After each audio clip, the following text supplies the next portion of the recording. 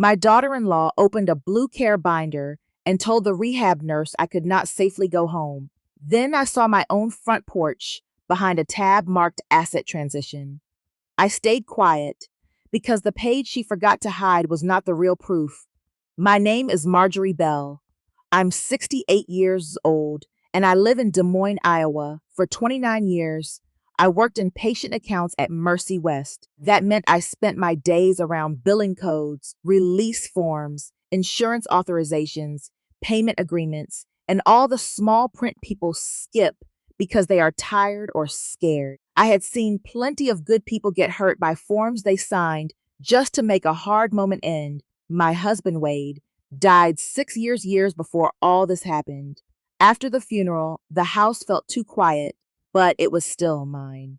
A white one-story on a corner lot with yellow kitchen curtains, a cracked bird bath, and a garage light Wade had installed after I tripped over a rake one winter. That house was paid off. Aaron's old school pictures were still in a shoebox in the hall closet. Wade's Hawkeyes still hung on the hook by the back door. I had helped Aaron and Lauren when I could. I watched the grandchildren when they were small, loaned Aaron my old Buick when his truck died, and helped with a hospital bill once when Lauren had a hard delivery. I tried not to interfere in their marriage because I had known women who call control by the name of love. So when Lauren started using the phrase planning ahead, I told myself maybe she was just practical. It started with the garage code. She asked for it one Sunday after lunch while she was wiping my kitchen counter with one of those lemon-smelling disinfecting wipes she kept in her purse. She said it was in case I fell and could not reach the door. The spare key came up another day while she was putting groceries away. The name of my homeowner's insurance company came up while she was rinsing coffees at my sink. Then she asked who should be listed as my emergency contact after surgery because Erin was busy and she was better with forms. All of it sounded reasonable. That was what bothered me later. I hated how much of it had worked because she said it so calmly. The first thing that truly sat wrong with me was a bank envelope. Aaron had driven me home from a pre-op appointment. I came into the kitchen, tired, still wearing the paper bracelet from lab work, and saw the envelope on my table. It had already been opened. It was only a quarterly statement from my credit union. Nothing dramatic. But there was a yellow sticky note on the corner in Lauren's handwriting. Need exact balance before meeting. I stood there with my purse on my shoulder and my coat half unbuttoned. The furnace clicked on, and that dry winter air moved across the kitchen. I looked at Aaron, waiting for him to notice what I was seeing. He picked up the envelope too quickly and said Lauren was just helping organize things before my surgery. That should have been the moment I took back every key and every code. But surgery has a way of making you feel old before anyone cuts into you. I told myself I was being touchy. The hip replacement went fine. The surgeon said so. The physical therapist said I was stubborn in a useful way. 3 days later, I was moved to Cedar Glen Rehab for strengthening before going home. At first, Lauren came with coffee and clean nightgowns. She adjusted the blinds, wrote down medication names, and told everyone she was the point person for family decisions. I corrected her once and said I was the point person for myself. She smiled like I had made a little joke. That was Lauren's way. She did not take over all at once. She made herself useful until people stopped noticing she was in charge. By the time of that care conference, she had already made herself sound like the responsible one. Patrice was there, along with a young social worker named Megan who clicked her pen when she was nervous. Aaron sat near the window. Lauren sat beside the blue binder. She told them I had been forgetting things. I looked at Aaron. He did not look back. Lauren said paperwork made me emotional. She said I became confused when too many options were discussed. She said the house had basement stairs, an old bathroom, and a driveway that iced over badly, all true things, arranged into a lie. Patrice asked if I wanted to review the discharge options myself. Lauren answered before I could. She said I trusted them. I folded the edge of the blanket over my knee and kept my voice even. I told Patrice I trusted what I could read. That was when Lauren's mouth tightened, just for a second. Then she tapped the binder and said, my house was too much responsibility for me now. Not my recovery, not my safety. My house. The words stayed in that room longer than it should have. Aaron rubbed his face with both hands and said Lauren had done the research. That was all he gave me. Lauren turned one page in the binder, and the plastic sleeve caught the overhead light. I saw the photo again, my own front porch. Behind it was another sheet, half covered by the divider. At the bottom corner was the logo of a real estate office I had never called. Beneath that, clipped to the page, was a photocopy receipt dated 3 days before my surgery. Have you ever noticed one small detail that made the whole room feel wrong? Lauren kept talking as if my quietness had given her permission. She told Patrice I tired easily. She told Megan that Aaron and she had been trying to simplify things for me. That word simplify made my fingers curl around the wheelchair brake. Patrice turned toward me and asked if I understood what was being discussed. I smoothed the blanket over my knees.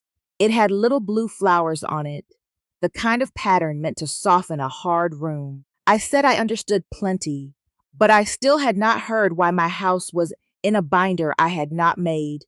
Lauren said the photos were only for planning. She said no one wanted me making emotional decisions while I was recovering. That was the second time she used emotional, like it was a diagnosis. I did not argue. When you work around hospitals long enough, you learn that the person who yells first usually loses the room. So, I sat there and watched Lauren's thumb move over those divider tabs like she had rehearsed which one to open next. Later, back in my room, my dinner tray had gone cold. Meatloaf, mashed potatoes, green beans turning gray at the edges. My house slippers sat under the chair by the window, waiting for feet that were not being allowed to go home. The hallway light outside my door had that dull yellow evening glow. A cart rattled past. Someone laughed at the nurse's station. I sat with my hands folded and understood what I had been trying not to understand. They were not discussing how to help me return to my life. They were discussing where to put me after they removed me from it. My phone buzzed on the blanket. It was Henry Cobb from next door. Henry had lived beside us for 17 years, long enough to know which garbage can was mine and which porch step creaked in February. His voice sounded careful. He said a woman from a real estate office had been at my house that afternoon. I asked him to say it again. He said she had been measuring the front windows and taking pictures of the garage. When he walked over, she told him the family had authorized listing prep. Then she went around back and punched in the garage code. The room seemed to get smaller. I asked if the lock had been forced. Henry said no, she had the code. He had taken a picture of her SUV because it felt wrong to him. Then, he said Wade had once fixed his snowblower in the middle of an ice storm, and he owed me the courtesy of not minding his own business. I thanked him and hung up. For a minute, I just looked at my slippers. Lauren had asked for that garage code in my kitchen with concern in her voice. In case you fall, she had said. In case we need to get to you. Sometimes people do not ask permission because they already decided you stop mattering. The next morning, I asked Patrice for a complete copy of my discharge file and every care planning document connected to my stay. I used those words because I knew they mattered. Not just the summary, not just the page someone wanted me to sign. The complete packet. Patrice paused at the door with her hand on the clipboard. She looked at me for a long second, then nodded. When she brought the copies, I spread them across my bed tray in small stacks. My hands were slower than they used to be, and my hip pulled every time I leaned forward. But my eyes still knew what to look for. The care transition authorization was buried behind harmless pages about therapy goals, fall prevention, medication review, and home support. It sounded gentle. It sounded official. It sounded like something a tired woman might sign so everyone would stop hovering. Then I found the paragraph. If I did not return home within 30 days, Lauren Bell was authorized to coordinate sale preparation, asset review, and residential transition on my behalf for continued care planning. I read it once, then again. My signature was not on that page. My signature was on a release form for medical information, the kind rehab centers need to talk with doctors and insurance. But the pages had been bundled together in the scan as if they belonged to one packet. The footer date on one page did not match the others. I had spent too many years around hospital scanners, those scanners, not to notice that sort of thing. It was not enough to prove everything, but it was enough to tell me someone had built a bridge from my hospital consent to my house. Under that was a home safety assessment I had never requested. Narrow bathroom access, basement stairs, aging driveway surface, family concern regarding independent living, family concern. I looked at those words until they blurred. They had taken every ordinary thing about my home and turned it into evidence against me. The bathroom where I had colored my hair before Aaron's wedding, the basement stairs Wade had painted gray, the driveway where my grandchildren used to draw chalk flowers in July. I did not call Aaron. I did not call Lauren. Anger wanted my hand on the phone, but anger is a poor witness. I called Celia Grant. A woman from my old quilting group had used Celia after her nephew tried to get control of her checking account. Celia was an elder law attorney with a dry voice and no patience for people who hid money trouble behind family language. I told her about the binder, the house photo, the garage code, Henry's call, and the mismatched pages. Celia did not interrupt.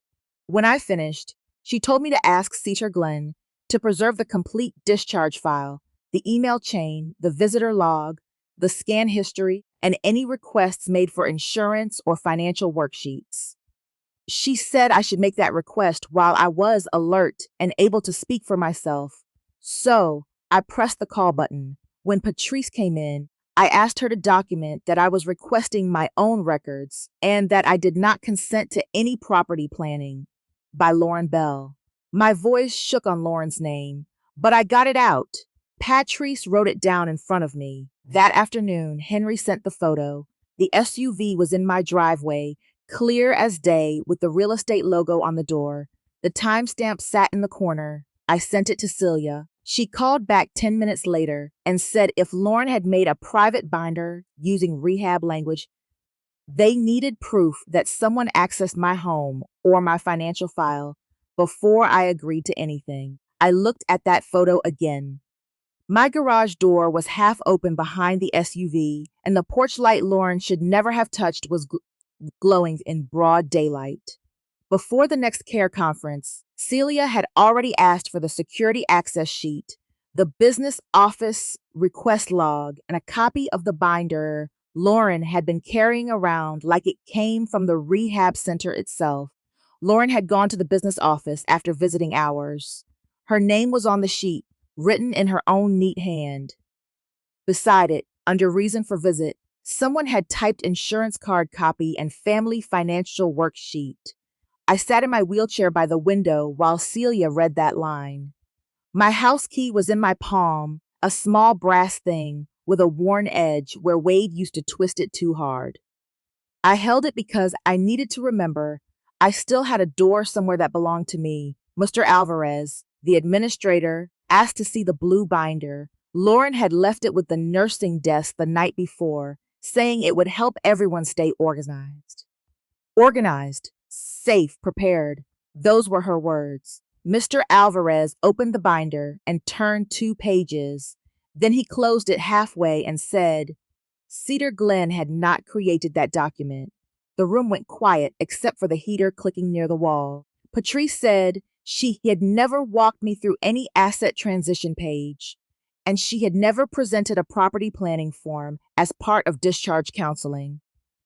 Megan stopped clicking her pen. That was when I understood The binder had never belonged to Cedar Glen.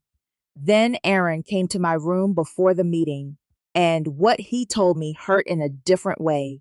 He stood near the foot of the bed with his jacket still on. He said his roofing business was behind. More behind than he had told me. I waited. He said Lauren thought selling my mouse would solve several problems at once. She had said I would be safer in long-term care, and the money could be managed for everyone's benefit until things settled down. For everyone's benefit. I looked down at my hands. Those hands had packed his lunches, signed his permission slips, cleaned his forehead when he had fever, and written checks when he was too proud to ask twice. I told him his debt did not give him the right to count me as something he could sell. He sat down hard in the chair beside my bed.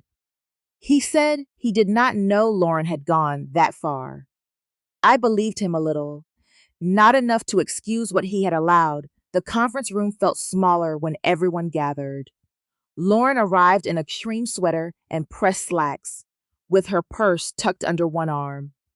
She smiled at Patrice, nodded at Mr. Alvarez, and placed the blue binder on the table like she still owned the room. She said they all wanted what was safest for me.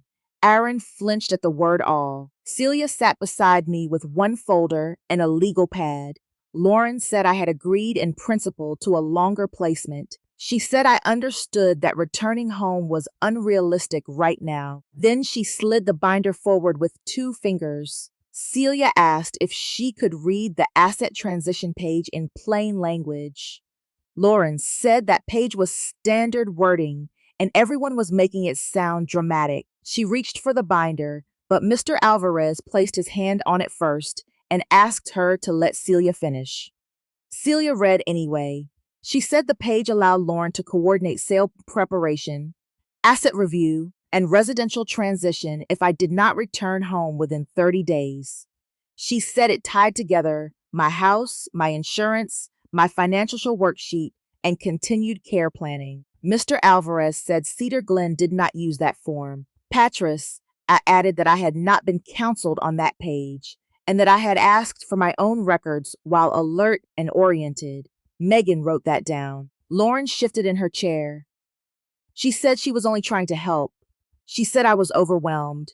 She said older people sometimes do not understand how much work a house can become. Celia placed Henry's photo on the table.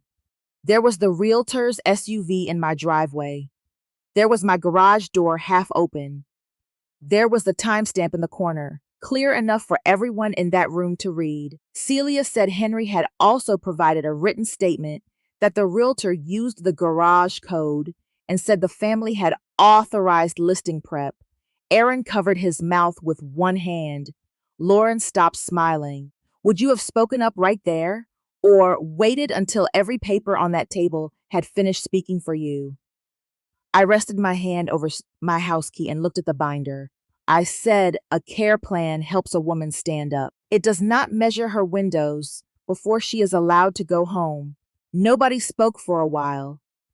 Then Mr. Alvarez removed the private packet from the discharge file and placed it in a separate folder for review. He said any future discharge planning would be discussed directly with me, not around me, not through my daughter-in-law, with me.